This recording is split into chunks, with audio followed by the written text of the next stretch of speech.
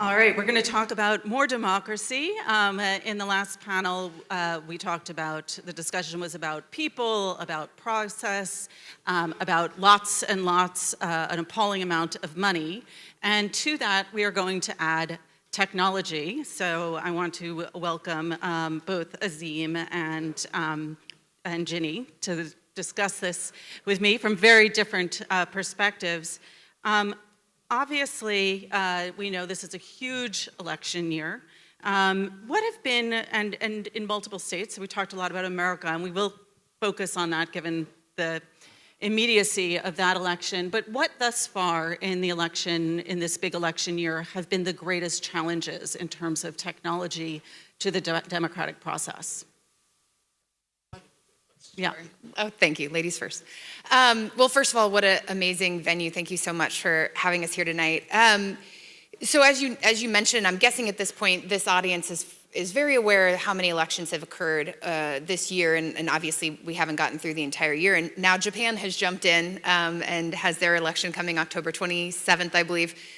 So we continue to see these elections happen. And I would say the biggest challenge we anticipated was the role that AI would play. And I know for those of you who were at the panel conversation at lunch that we've already explored this some, but just to kind of set the stage, we were, from a technology perspective, fairly certain that we were about to see a massive wave of deepfakes and of AI-generated content that was going to massively disrupt these elections. Or I should say we feared that. I'm not sure we necessarily expected it. And that is not what we've come to see. But what we have seen is sort of two things from the consequence perspective you mentioned. On one hand, because of the anticipation of AI's impact, we've seen a lack of trust in information. People, and there's a lot of other things contributing to that, of course, but people don't know what to trust. And that is a complication when it comes to an information environment, for sure. And I'd say the second thing is that due to this lack of trust, and due to the amount of information out there, we're seeing some, and we have seen in many of these elections, some disinformation spread, propaganda, whether it's from foreign states or domestic, that's really been hard to sort of control or to debunk in a way that so far seems to have been roughly manageable in the election so far, but again, it's hard to measure the impact. What does managing it mean from the perspective of Microsoft, from what you're doing there? Sure, I mean, managing it from Microsoft's perspective is different than how we think about it when we talk about how society manages it. Mm-hmm. In fact, I sometimes use the analogy, I think I used this last year when I was in Athens, of spam, which is when you look at the challenge of spam when it first came on the scene, it felt insurmountable. Everyone was getting emails from Nigerian princes, people were spending money, it was really problematic, and it felt like a thing we couldn't get under control. And then you look at how we got to a place where spam still exists, people still click those links, but it's manageable. And how did that get there? In part because of technology, right? We created spam filters. We made it so that it was less likely that these emails would end up in your inbox. AI, by the way, is making that a lot better. There was also a policy and government role in that, which was that there were laws created that made it illegal to do certain behaviors in various countries. And so there was a role for government. And then there was also this sort of societal aspect, which was people became trained. They were trained often by their employers, but also through public awareness campaigns and just general sentiment about it. And so we all kind of had a role to play. I think this is a similar challenge when it comes to disinformation generally, and then certainly when we're looking at AI-powered disinformation. So Azeem, in January of this year, you wrote about the dangers of AI during this momentous electoral year and the risk of deep fakes. To what extent, from your perspective, have those fears been actualized? Thank you so much. Like, as Ginny so beautifully put it, we missed out on our AI apocalypse. It didn't take place. We are faced with similar dynamics, that is, we've got non-state actors and state actors taking advantage. I would say the state actors, the Gang of Four, that's Iran, North Korea, China, and Russia, who all have very different motivations, but they have a similar intent and they get a similar result, have become more sophisticated. But even the US intelligence community in the last couple of days has said that AI has been no more than an accelerant on the process that we have seen in previous years. One milestone for me is that I fell for my first deep fake ever in the last 2 weeks. It was a deep fake of a very well-known right-leaning Silicon Valley investor called Peter Thiel, speaking at a debate where he was bemoaning the moral decay with a reference to an internet celebrity known as Hawk Tuah. And I thought this was true. And it was so compelling, and I sent it round to some friends. And what it taught me was that I already had an assumption about Peter Thiel, which is that he's a contrarian thinker who thinks very, very deeply. And so here was a contrarian video that fit my mental model of what he might say. It was very, very intelligently articulated deep fake, and I shared it. And I think that goes to the heart of some of the issues that we actually face with this environment, which is that people will play, adversaries will play on our existing fears, our existing prejudices, and our existing biases. They have some new tools, which is what AI is, to help them, but we have not witnessed the apocalypse that certainly we were talking about a year ago.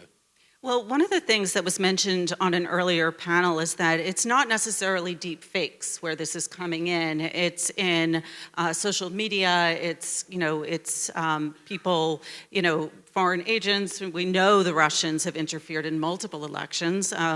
We don't know who else necessarily has or who will. But given the fact that so many people are getting their news from social media, how do you fight that? I mean, what can technology companies do? What can governments do to combat that?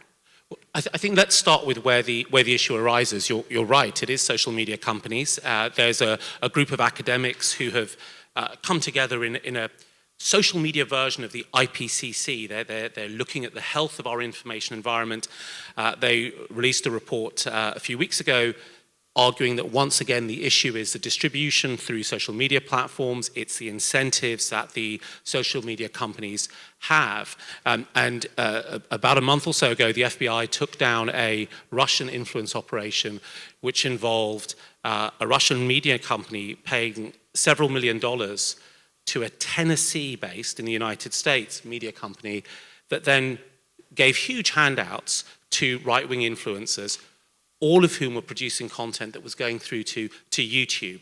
Now, the thing to note here is the issue is the amplification through social media platforms and through their business model. So we actually know where the problem, one of the key parts of the problem lies. This is not the only key part, it's not a silver bullet. But in the 8 years since this started to become an issue in the US, we haven't done all that much about it. Right. Well, I would actually argue, I agree with what you said, but I'd argue that we've done something about it because we know that happened now, right, because our intelligence community identified it, took action, the tech companies responded when they were notified, and we actually are now all cognizant and aware of the fact that this campaign happened. That doesn't mean we know everything that's going on right now, but I would say a large change we've seen in about the last 4 years is that both governments, not just the US government, but we'll use them as the example, are faster to do things like attribution and take action. In fact, we recently saw the US government taking action against some Iranians who, I was about to say allegedly, but I suppose given the action, who hacked into the Trump campaign. Mm-hmm. And so that is very fast acting, and that is not the kind of behavior we've seen in the past. And then we're also seeing more transparency from technology companies. The number of transparency reports and intelligence reports that are being put out there, Microsoft does it as well, drawing attention to what we see, particularly nation states, doing the kinds of campaigns they're running. I think this is contributing to a stronger society because people are more cognizant that these operations are happening. If you look back to 2016, people were unaware, the general public was unaware that this was happening. Right. I mean, I often think of, I think it was in 2017, the Women's March, we now know, because there was an investigative piece by Ellen Barry in the New York Times, that there were Russians who infiltrated, at a very grassroots level in order to sow divisiveness division within activists. And we didn't find out about that until, of course, 5 years later. So my worry is that given our polarized moment, again, is there anything, it's too late. After the election, even 5 months is going to be too late for us to do anything. Are there measures in place that can preemptively sort of protect us against these kinds of foreign interference? I want to agree with Ginny, by the way, and take back the observation that says we haven't done much. What I should have said to clarify that was that we haven't really changed in a consistent way the regulatory or legal basis upon which these platforms operate. I mean, in Europe, you have the Digital Services Act, which now puts more onus on large platforms, and in the United Kingdom you have the Online Safety Act, which does something similar but not so much about electoral interference. The groups that have taken a lot of action are, of course, the technology companies, and to your point, Pamela, we've seen Meta Platforms has more than doubled the number of people it has in Trust and Safety, which are the group of people who look after this. It's about 40,000 employees. It's a lot. It's a large number, and they use a lot of AI to help themselves. So we have increasing capability. We've learned a lot more about how to tackle these questions.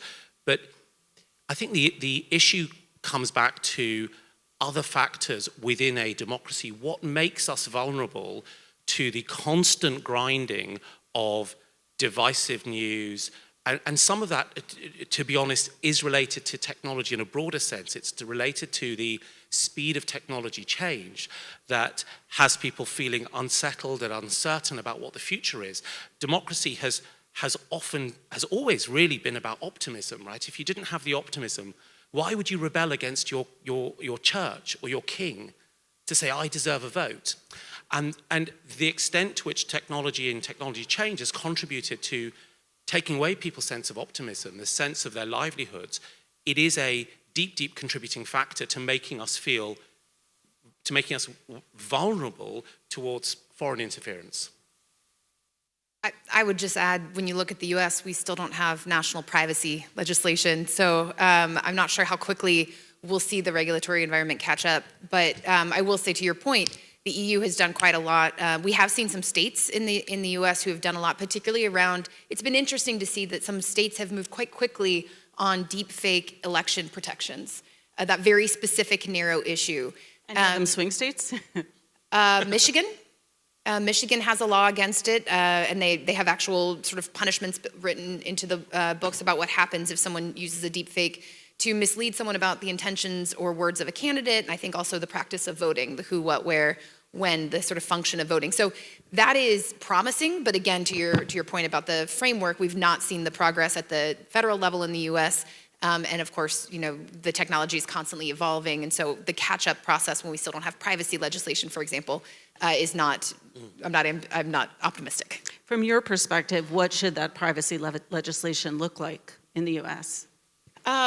We have supported a lot of different bills. This is an area where I need to be careful because it's not my specialty, and I'll have colleagues who will get mad at me. But I'll say that we have, as a company, asked for privacy legislation quite loudly. We have coordinated with folks on the Hill, and this is an area that we would like to see movement. We would have to look at a specific bill to have any specific feedback. So we've been talking a lot about trust and the lack of trust in democracy as an institution or as an ideal, the lack of trust in journalism. But what I think is interesting is that we've also seen an increased distrust in technology, and that has, in many ways been fomented, certainly in the last election by Donald Trump and the Dominion, lawsuit, that people have this fear that, if it is at all, if it's technology, it can somehow be manipulated. And there was, of course, the law recently passed in Georgia that's going to mandate a hand count. How do you respond to that idea that, technology, perhaps because it is moving so quickly, and with AI, people are starting to really distrust the technology itself?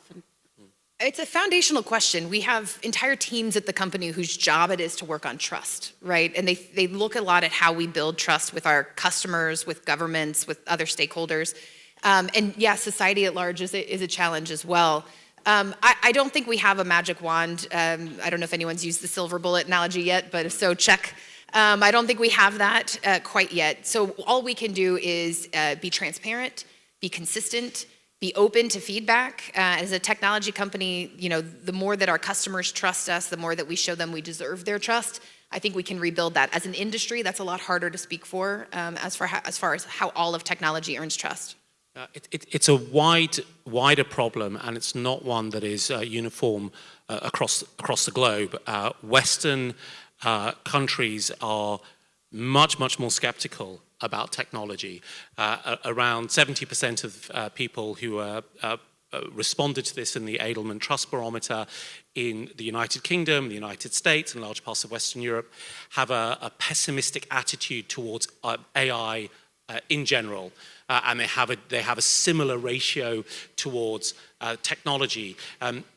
Although strangely, they trust the technology companies much more than they trust any other institution, not academia, not government, of course, or not journalism, or journalism. Sadly. Yeah. Well, sadly. But I think what's fascinating is that if you go to the East, you go to emerging high growth nations, China, India, Singapore, the level of trust in technology is very much higher. In fact, it's a reverse. It's sort of 70% versus 30%. And the optimism around AI is similar. And I think that speaks to what is at the heart of the type of divisive election we're seeing play out in the US, which is somehow we've become unanchored with a sense of direction and optimism for these big, mature, complex, rich societies. And that is what I really believe creates a vulnerability to the types of activities that we've seen and discussed. I mean, don't you think that in those countries, and in countries that are less developed or in rapidly accelerating countries, they see technology as an engine of progress and economic opportunity, whereas perhaps in more developed countries like the US and in several countries in Europe, technology is seen as more of a threat, as something that could take away their jobs, as something that makes the world less stable.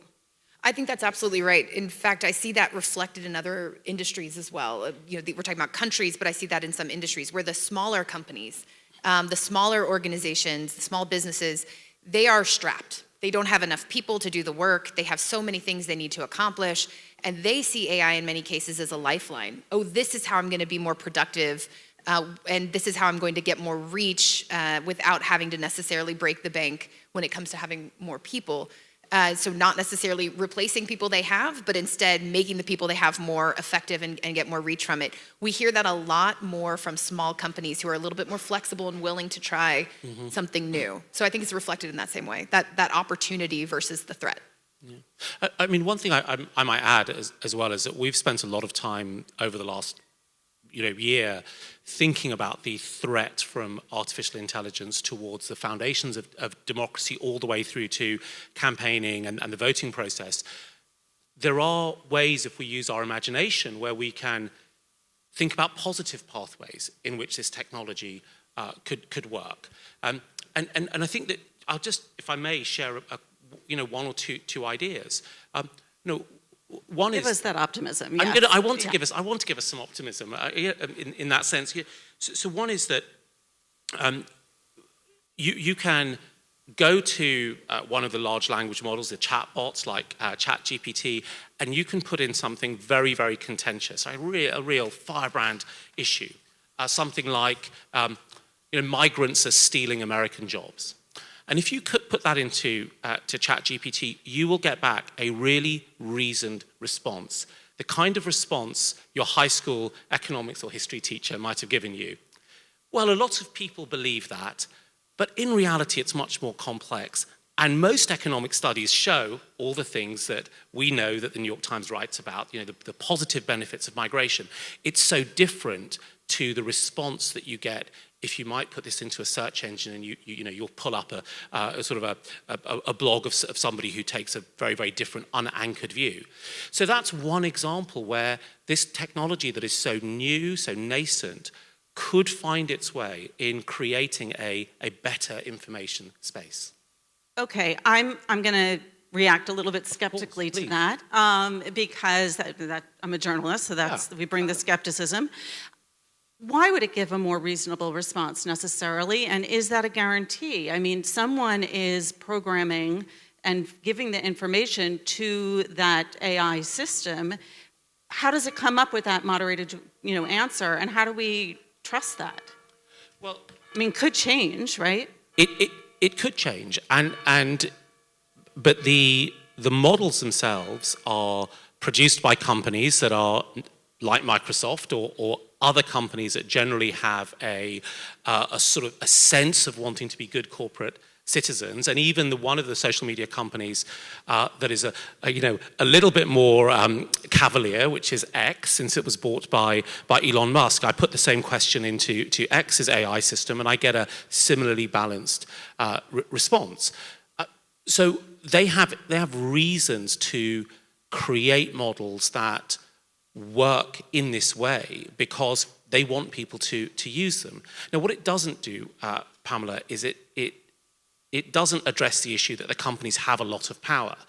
So all we're doing is we're kicking the can a little bit further down the road. Today, what happens in our democratic system is that we are dependent for the public square on the decisions of Meta or TikTok or X, and governments have some limited oversight over there, or we're dependent on companies like Microsoft or Google who've done great work to track, take down, build digital resilience, but ultimately they are doing what has traditionally been the nation state's job for them. But what I was describing was the fact that there are uses that are not just about deep fakes, that are not just about generating lots of persuasive misinformation. And so we actually have some quite good tools that can make the democratic process potentially work better than it has in the past. And those tools happen to be, the same ones that we've been worried about for a year. A lot of it does come down to the fundamental question you were asking about, which is trust, though. We saw a really good example in Taiwan of a AI chatbot that had been used to essentially give citizens a place to go if they read something online, some kind of narrative, and they weren't sure where it came from or whether it was true. And when they took snippets from that narrative and put it in the AI chatbot, it responded with a little bit more information. Here's where this narrative is first used, or there's been a report that's attributed this to Russia, whatever the context is, giving them more information so they can, it's not telling you what to believe, it's just giving you more context and information. And it sounds from what we've heard that it was quite successful. But I've heard a couple different stories about who created that. And apparently there were two different versions. One was created by the government and one was created by a nonprofit. And my understanding is that the one that was created by the nonprofit was quite successful. And the one that was created by the government, which was probably very good, was not as successful. And why is that likely to be true? I think it's most likely because people didn't trust the government to answer information about a disinformation narrative, right? But they did trust this third-party nonprofit. And so where that information is coming from and where people place trust is going to be a big, what you just described is wonderful if people trust Google or Microsoft with those, or OpenAI with those answers.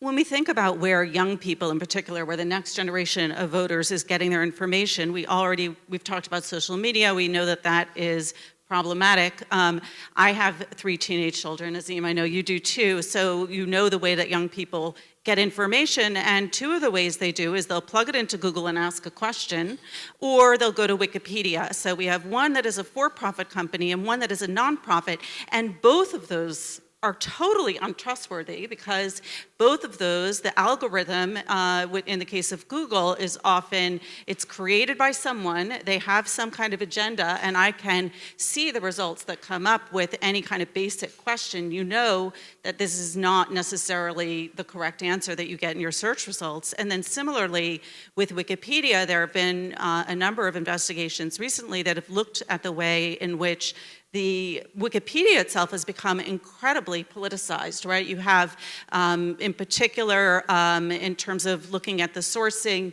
they have basically given weight to certain kinds of sources, mostly on the left, less so on the right. So there isn't, I just worry about even very basic technologies. Well, let me just add to teenage daughters. So my teenage daughter, I asked her about some of these questions, and she said, well, the thing is that when it comes to politics, we split into two camps. There are those who simply don't care, so they're not going to come across any fake information. TikTok is not going to serve it to them.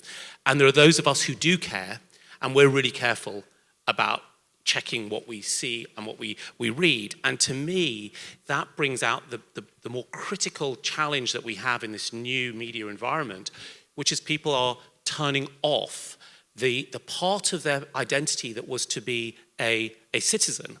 And in the UK, we just had a general election where through a broken combination of low turnout, a funny voting system that's quite antiquated, the Prime Minister got an incredible majority in the House of Commons, which is our legislature, despite polling about 30% of the votes.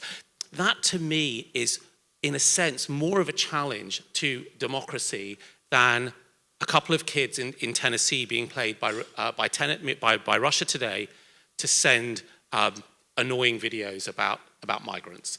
And that's a bigger challenge. And so one of the ways I look at this as a technologist and as somebody who thinks technology can provide some tools for us is, what can we do with these technologies to revitalize the institutions of democracy? It has boiled down in so many parts of the world to this. Every 4 or 5 years, you walk into a school hall, and with a pencil, you put a tick or a cross in a box and you walk out, and that was it. That's what it was to be a democratic citizen. And we sit here. That's not what democracy is really about.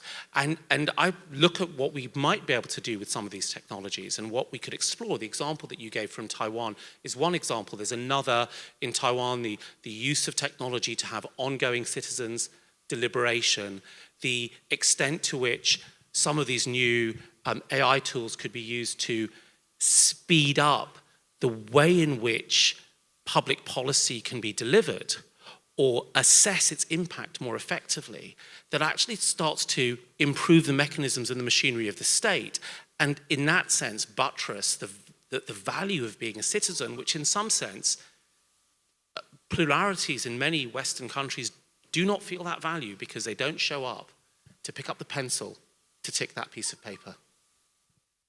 My oldest just turned 13, so I get to join the I Have a Teenager Club now. And Sorry. it's the beginning. It's so funny when they talk about searching for things, they say, I'm going to search it up. Where did that come from? I mean, honestly, it's fine with me that they don't say Google, but like I thought it was interesting. They say search it up.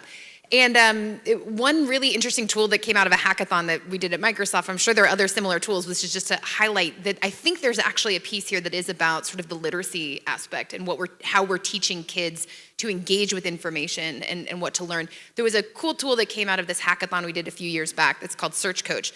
And what it does is it allows kids, it's taught in schools, there's a curriculum behind it now, allows kids to understand how search functions actually work and what the kinds of results are that they get back and how they can actually use like Boolean searches and things. Like we don't actually teach search to kids, they just kind of figure it out through like starting out where can I find Minecraft or Fortnite, and they eventually think that that's how you search for things. They don't know how to find academic sources. And then once they get results, they don't know how to decipher between what's opinion and what's journalism, right? Because it all looks the same to them in these results pages. And so this tool kind of breaks it out for them and has curriculum that they can learn. We need more of that literacy work. And I don't mean to say that that solves the whole world's problems, but I do think it's a critical component. And there are parts of what we are throwing at kids from a technology perspective that we're not coupling it with the tools they need to understand what they've just been handed. I want to say, of course, I think that the data show that most of the weird, wacky conspiracy theories don't get spread by the under 18s, they're spread by the over 60s. Well, they're the 18s problem. will eventually be 60, so let's get them now so they don't spread it later. But yes, point taken. That we have time for just one last question and final note. So building on that that idea and that concern around, you talk about the half the kids that just sort of check out, right? Because they don't want any part of it, or they feel powerless. How do we educate a new generation of voters so that we engage with them, and build their trust in institutions, in the media, in technology, while at the same time educating them to be skeptical of social media and bad actors and disinformation and fakes, because it seems like a very hard sort of balance between getting them excited and idealistic and also saying, beware and be very skeptical. And I think that this generation, is people talk a lot about the idealism that they feel, that they express, but to my mind, there is a lesser degree of idealism than there was, and a much greater degree of real skepticism and pessimism. Skepticism, it's a new word, combines the two. Yeah. Well, I mean, it's a fantastic challenge, and it's a really tough one for the last question. I think we do see responses, and Ginny talked about Microsoft and other technology companies' responses over the last 7 or 8 years. I've seen responses in school curricula already. There is much more. My youngest, who's 14, has had much more media literacy and skepticism training than the 19-year-old had. And I think that we can, in amongst the storm clouds, we have to also recognize that there is progress that is happening. I think the discussions that I saw today through the youth groups here show that there are kids who are engaged. It's not meant to be easy. It's going to be harder in the US, depending on how the election plays out in 39 days. But we have to go back and start to reinforce these types of skills, capacities, and virtues. And there's no real silver bullet around that. I agree with all of that. All I'd add is, I remember there was a moment during COVID when my kids were schooling at home where my middle son, who I think was maybe 8 at the time, came downstairs with his iPad, and he was all excited and agitated, and he goes, "Mom, I had this bill, and I got it through committee, and it passed, and I got it through, eventually got it through Congress, and then the president vetoed it." And I was like, "I don't know what you're talking about." And he was playing with this game by this company called iCivics, where it had been introduced by his teacher, and his objective had been to pass a bill through Congress, and he had neglected to do the lobbying or whatever he was supposed to do to get the president to sign it. Didn't have the money. Yeah, I don't know. I didn't actually play the game myself, but I had an awareness in that moment that, to your point, we are making progress on things. I never really learned that in the same way, and we talk a lot about how civics education, I know this is traditionally a US topic, but civics education is really lacking in our country, and I think we've seen the ramifications of that. So we need to see more progress on teaching kids history, having them understand what it means to be a citizen, really just what you had said before, in addition to the media literacy. And we'll create a stronger foundation for people as they get to be the 60-year-olds, so that we're not in a place where they're having this conversation on a stage 30 years from now about why all these conspiracy theories are being spread. All right. Ginny, Azeem, thank you both so much. To restore our faith in the next generation, I think we now have the Next Gen Prize. So turn it over to them. Thank you.